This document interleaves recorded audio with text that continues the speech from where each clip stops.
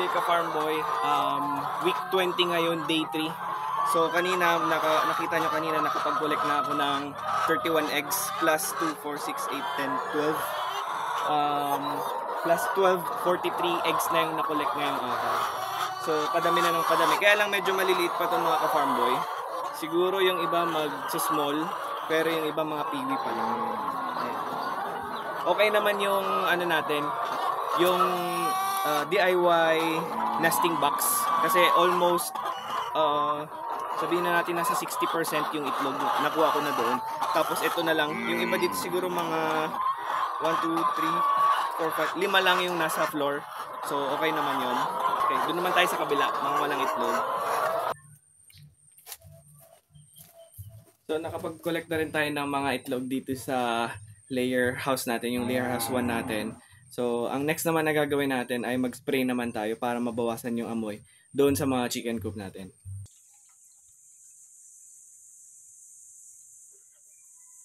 EM1 o Effective Microorganisms pala yung ini-spray ko dito. Activated solution siya. Ang effect nito ay bilis niyang binubulok yung mga ipot ng manok, kaya nawawala kaagad yung amoy. Kasama na din dito yung pagwala o pagtanggal ng ammonia doon sa chicken coop. Kaya mas maganda siyang ini-spray. Ginagamit din namin ito mga ka-farm boy na pang-inom sa kanila para mas maganda yung nutrient absorption nila galing doon sa mga kinakain nila. Mas nagiging masigla din sila dahil doon sa molasses na hinahalo doon sa EM1.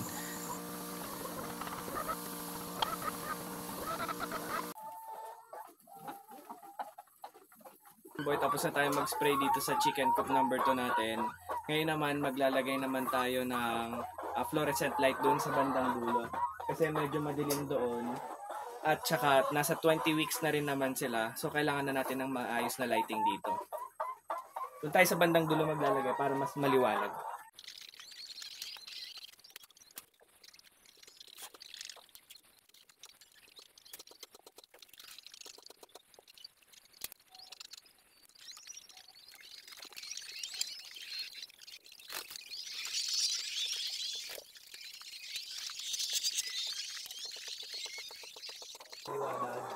Ngayon naman magkabit tayo ng extra feeder nila.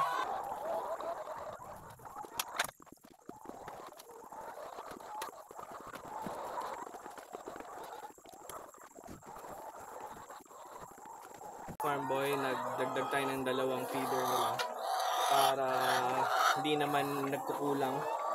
Kasi kapag nagsabay-sabay silang kumakain, may mga ibang naiiwan. So nagdagdag tayo ng dalawa para at least lahat sila, kung magsabay-sabay man sila, wala yung mawawala ng space sa pagkain. So yun muna ka-farm boy ngayong araw. Magkita-kita ulit tayo sa next video ko. Happy farming!